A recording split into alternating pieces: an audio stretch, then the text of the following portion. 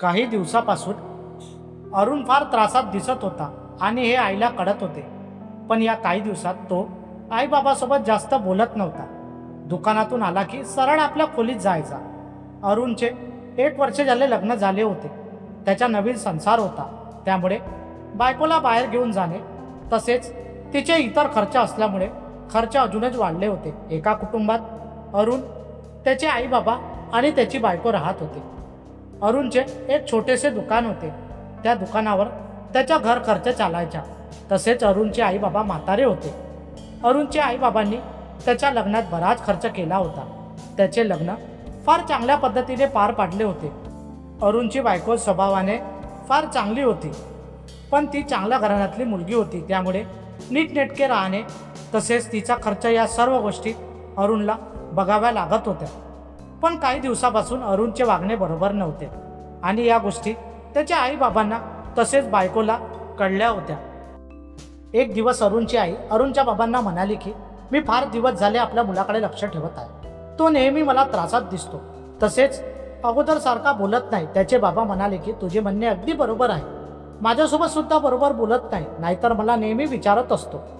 आता तर तो मला जास्त करून आपल्या खोलीतच दिसतो. त्यानंतर अरुणच्या आईने आपल्या सुनेला बोलावले आणि विचारले की तुझे भांडण वगैरे तर झाले नाही ना नवऱ्यासोबत? सून म्हणाली नाही, माझे भांडण झाले नाही.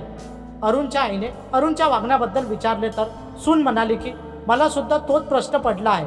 अगोदर माझ्यासोबत चांगले बोलायचे, मला अनेक गोष्टी सांगायचे, पण काही दिवस झाले ते माझ्याशी फार कमी बोलतात आणि नेहमी खोलीत काहीतरी विचार करत राहतात.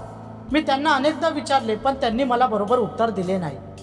म्हणून त्यामुळे मला सुद्धा त्यांच्याबद्दल विचार येत आहे.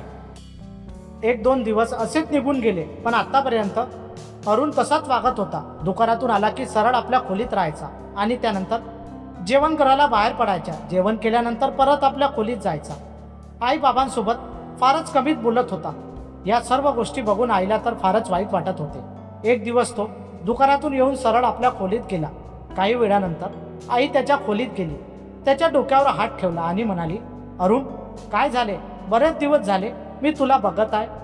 तू फार शांत राहतो आणि मला वाटते की तुझ्या मनात काहीतरी सुरू आहे. काही वेळ अरुण शांतच होता, पण त्याची आई परत म्हणाली की मी तुझी आई आहे, तू मला सांगू शकतो. तू जेव्हा लहान होता तेव्हा तुझ्यासाठी आम्ही फार कष्ट केले.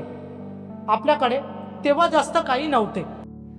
तुझे बाबा आणि आम्ही फार कष्ट करायचो. आमच्या मागे पण अनेक अडचणी आल्या, पण आम्ही त्याला कधीच घाबरलो नाही. अडचणीला समोर गेलो आणि तुला चांगले शिक्षण दिले. त्यावेळी आपल्याकडे काहीच नव्हते. आम्ही फार कष्ट केले, पण कधीच त्या कष्टाला घाबरलो नाही. आज आईच्या गोष्टी ऐकून अरुणला थोडे बरे वाटले. तो म्हणाला, बरेच दिवस झाले दुकान बरोबर चालत नाही. दुकानात मंदी आली आहे, त्यामुळे आता मला फारच विचार आला आहे. कारण दुकान जर बरोबर चालले नाही तर आपले खर्च कसे भागणार, घर कसे चालणार? आणि आत्ताच माझे लग्न झाले आहे, त्यामुळे घरच्या खर्चात वाढ झाली आहे. या सर्व गोष्टीमुळे मला फार टेन्शन आले आहे. म्हणून मला रोज त्याच्यात विचार येतो. दुकानात हवा तसा माल पण नाही, माझ्याकडे हवे तसे पैसे पण नाही. अरुणने आज मनातल्या सर्व गोष्टी आईसमोर मांडल्या. आई त्याला म्हणाली, तू घाबरतो कशाला? आम्ही आहोत तुझ्यासोबत. आई म्हणाली, तुला पैशाची आवश्यकता असेल तर तू माझे दागिने घेऊन जा आणि दुकानात जे लागेल ते घेऊन ये. दुरूनच बाबा सर्व गोष्टी ऐकत होते.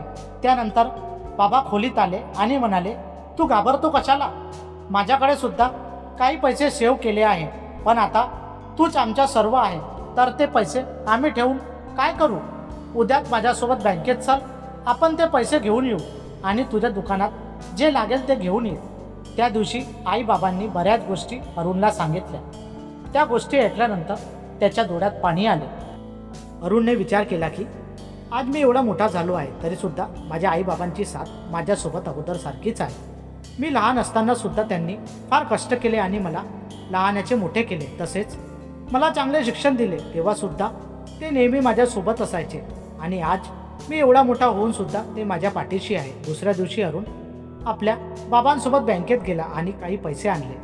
तसेच मन लावून आपले दुकान चालवू लागला. हळूहळू दुकानात वाढ होऊ लागले आणि काही महिन्यानंतर त्याचे दुकान चांगले चालू लागले. त्यामुळे अरुण फार आनंदात दिसत होता. एक दिवस अरुण आपल्या बायकोसोबत बोलत असताना बायकोला म्हणाला की दुकान न चालल्यामुळे मी फार खचून गेलो होतो. माझ्या मनात अनेक विचार येत होते, पण त्यावेळी आईबाबांनी दिलेला पाठिंबा मी कधीच विसरू शकत नाही आणि त्यांच्यामुळेच मला फार मोठे प्रोत्साहन मिळाले. आणि मनात विचार आला की आपल्या जीवनात ही तर फार छोटी अडचण आहे. आईबाबांनी तर मोठ्या संकटाला मात दिली आहे आणि मला जगायला एक नवीन प्रेरणा मिळाली. त्यामुळेच मी अजूनच चांगल्या पद्धतीने दुकान चालवू लागलो आणि आज त्यांच्यामुळेच आपलं दुकान फार चांगले सुरू आहे. तर अरुणची बायको म्हणाली की आईबाबा हे जीवनात फार महत्त्वाचे असतात आणि ते कधीच आपल्या मुलांचे वाईट बघू शकत नाही. त्यांना कितीही त्रास झाला तरी ते आपल्या मुलांना आनंदात बघण्यासाठी नेहमी प्रयत्न करत असतात आणि आईबाबा जर जीवनात असेल तर आयुष्य फार आनंदात जाते. मित्रांनो, कथेला लाईक आणि चॅनलला सबस्क्राईब करायला विसरू नका. धन्यवाद.